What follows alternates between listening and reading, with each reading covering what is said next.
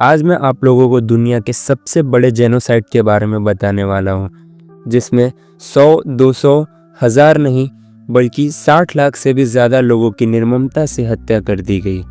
जी हाँ दोस्तों, ये इतिहास का अब तक का सबसे बड़ा जेनोसाइड है, जिसे 1933 से लेकर 1945 के बीच अंजाम दिया गया। इस दौरान लगभग 60 लाख से भी ज़्यादा यहूदियों और अन्य अल्पसंख्यकों की हत्या कर दी गई। ये इतिहास का सबसे बड़ा और निर्दयी नरसंहार माना जाता है। इसे इतिहास में होलोकॉस्ट के नाम से भी जाना जाता है। बात है दोस्तों 1933 की, जब एडोल्फ हिटलर जर्मनी की सत्ता में आया और उसने एक नस्लवादी साम्राज्य की स्थापना की, जिसमें यहूदियों को सबह्यूमन करार दिया गया, यानी कि उन्हें इंसानी नस्ल का दुश्मन बताया गया। 1939 में जर्मनी द्वारा विश्व युद्ध भड़काने के बाद एडोल्फ हिटलर ने यहूदियों को जड़ से मिटाने के लिए एक अंतिम फैसला किया और उस फैसले को अमल में लाने के लिए सैनिक यहूदियों को कुछ खास इलाकों में भेजने की शुरुआत की। उसने उन सब से काम करवाने के लिए उन्हें एक जगह इकट्ठा करना शुरू किया और उन्हें जान से मार डालने के लिए विशेष शिविर स्थापित किए, जिसमें सबसे कुख्यात शिविर था ऑस्टविच। यहूदियों को इन शिविरों में लाया जाता था और वहां बंद कमरों में जहरीली गैस छोड़कर उन्हें मार डाला जाता था। जिन्हें काम करने के काबिल नहीं समझा जाता था, उन्हें मौत के घाट उतार दिया जाता था, जबकि बचे हुए यहूदियों में से ज़्यादातर यहूदी भूख के कारण और बीमारी से दम तोड़ देते। युद्ध के बाद सामने आए दस्तावेजों से पता चलता है कि एडोल्फ हिटलर का मकसद दुनिया से एक एक यहूदी को ख़त्म कर देना था। युद्ध के 6 साल के दौरान नाजियों ने करीबन 60 लाख से भी ज़्यादा यहूदियों की हत्या कर दी, जिनमें 15 लाख से ज़्यादा बच्चे थे। यहूदियों को जड़ से मिटाने के लिए और अपने मकसद को प्रभावी ढंग से अंजाम देने के लिए हिटलर ने दुनिया की 1/3 यहूदी आबादी को ख़त्म कर दिया। यह नरसंहार सिर्फ संख्या के हिसाब से बहुत बड़ा था। इसके तहत एक समुदाय के लोग जहां भी मिले वे मारे जाने लगे। इसमें उनका दोष सिर्फ इतना था कि वे यहूदी पैदा हुए हैं। इन कारणों के चलते ही इसे अपनी तरह का नाम दिया गया, होलोकॉस्ट। आखिर सवाल तो ये भी उठता है कि नाजियों ने यहूदियों की हत्या क्यों की। इस सवाल के तो कई जवाब पेश किए जाते हैं, लेकिन धार्मिक और ऐतिहासिक रूप से मनोवैज्ञानिक और मार्क्सवादी लोगों की तरफ से कई जवाब मिलते हैं, लेकिन कोई भी जवाब सेटिस्फाइंग नहीं है। 1930 के दशक में जर्मन जनसंख्या के एक बड़े हिस्से ने एक ऐसे समाज में रहने की रजामंदी जताई जो नफरत, जातीय श्रेष्ठता की अवधारणा और हिंसा पर आधारित थी। वे जिस देश से बंधे थे उसकी केंद्रीय धारणा यह थी कि यहूदी लोग हर उस चीज़ की तारीफ करते हैं जो जर्मनों के खिलाफ है और इसलिए यहूदियों को ख़त्म कर देना चाहिए। यह धारणा दुनिया को देखने के एक नस्लीय नज़रिए से जुड़ी थी, जो जर्मनों को मास्टर रेस का हिस्सा मानती थी और यहूदियों को विनाशकारी भौतिक गुणों वाली एंटी रेस का हिस्सा मानती थी। जब यहूदियों का भौगोलिक रूप से खात्मा संभव नहीं हो सका, तब उन्होंने सबसे कट्टर रास्ता अपनाया, जिसे अंतिम हल कहा गया था। इतिहास में होलोकॉस्ट जैसी और भी घटनाएं हैं, लेकिन होलोकॉस्ट सबसे अलग है क्योंकि नाजी जर्मनी के अलावा भी कई सरकारों ने कैंप सिस्टम और टेक्नोलॉजी का सहारा लिया और इतिहास के ज्यादातर हिस्से में यहूदियों का कत्ल किया जाता रहा। लेकिन 2 मुख्य कारणों की वजह से होलोकॉस्ट सबसे अलग माना जाता है। पहला, दूसरे समूहों के प्रति अपनी नीतियों से अलग नाजियों ने हर यहूदी को मारने का बीड़ा उठाया। इसके लिए उन्होंने उम्र, जात, आस्था या काम की परवाह नहीं की।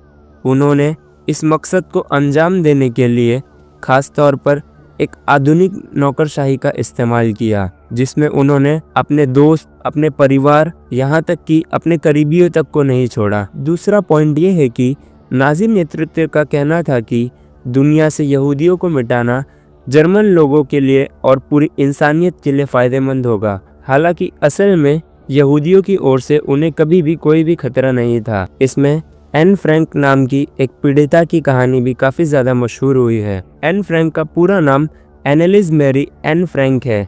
उनका जन्म 12 जून 1929 को जर्मनी के फ्रैंकफर्ट में हुआ था। साल 1933 में जब नाजी सत्ता में आए तब 4 साल की उम्र में ही उसे अपने पूरे परिवार के साथ जर्मनी छोड़ने पर मजबूर होना पड़ा। तब वे लोग नीदरलैंड के एम्स्टर्डम में पहुंचे, लेकिन 1940 में वहां नाजियों का कब्जा शुरू होने के साथ ही वे लोग वहां फंस गए। वहां भी जब यहूदियों पर अत्याचार बढ़ने लगा तब जुलाई 1942 में इस परिवार ने एन के पिता के दफ्तर की इमारत में स्थिर गुप्त कमरों में शरण ली और वहीं रहने लगा। करीब 2 साल बाद उसके पिता के साथ विश्वासघात किया गया और वे गिरफ्तार कर लिए गए। अन्य यहूदियों की तरह उन्हें भी यातना शिविरों में भेज दिया गया। उन पर भी काफ़ी ज़्यादा टॉर्चर किए गए और उन्हें बेरहमी से मार दिया गया। गिरफ्तारी के 7 महीने के बाद एन की भी टाइफाइड की वजह से मौत हो गई। 1 हफ्ते पहले ही एन की बहन ने भी दम तोड़ दिया था। परिवार में सिर्फ एन के पिता ही जीवित बचे थे, जो युद्ध खत्म होने के बाद एम्स्टर्डम लौट गए। उन्हें वहां एन की एक डायरी मिली जिसमें उसने छुप छुप कर बिताई गई जिंदगी के बारे में लिखा था। काफ़ी प्रयासों के बाद पिता ने यह डायरी 1947 में प्रकाशित करवाई। इस डायरी का डच लैंग्वेज में अनुवाद किया गया है। 1952 में यह diary the diary of the young girl के नाम से प्रकाशित की गई। यह डायरी एन को उसके 13वें जन्मदिन पर दी गई थी। इसमें उसने 12 जून 1942 से 1 अगस्त 1944 के बीच अपने जीवन का घटनाक्रम बयां किया था। इस डायरी का कम से कम 67 से भी ज़्यादा लैंग्वेज में ट्रांसलेट किया गया है। यह डायरी दुनिया की अब तक की सबसे ज़्यादा पढ़ी जाने वाली किताब बन गई है। इस डायरी का उपयोग कई फिल्मों के लिए भी किया गया है। एन फ्रैंक को उसकी लेखनी की गुणवत्ता और होलोकॉस्ट की सबसे मशहूर चर्चित पीड़ितों में से एक माना जाता है। वह उन 10 लाख यहूदी बच्चों में से एक थी जिन्हें होलोकॉस्ट में अपना बचपन, परिवार और ज़िंदगी से हाथ धोना पड़ा था। इस पूरे जेनोसाइड का मुख्य आरोपी एडोल्फ हिटलर है, जिसे इतिहास का सबसे क्रूर व्यक्ति भी माना जाता है। सिर्फ उसने उस समय में ही 60 लाख से भी ज़्यादा लोगों की हत्या करवा दी।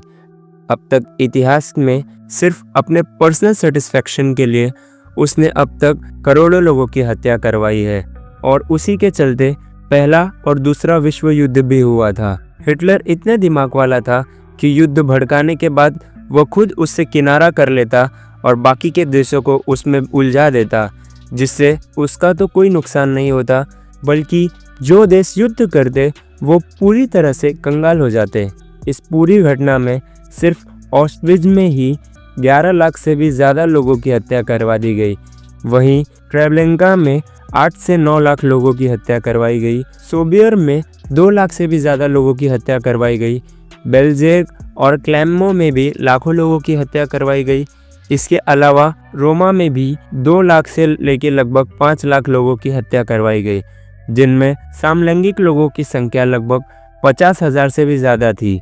इसमें दिव्यांग हैंडीकैप लोग भी लगभग 3 लाख से ज़्यादा थे। इसमें कुल कम्युनिस्ट, पोलिश नागरिक और रूसी सैनिक लगभग 30 लाख से भी अधिक थे। 27 जनवरी 1945 को ऑस्विच कैंप को सोवियत सेना ने मुक्त करा दिया। उसके बाद 30 अप्रैल 1945 को एडोल्फ हिटलर ने आत्महत्या कर ली। जर्मनी ने 7 मई 1945 को आत्मसमर्पण कर दिया।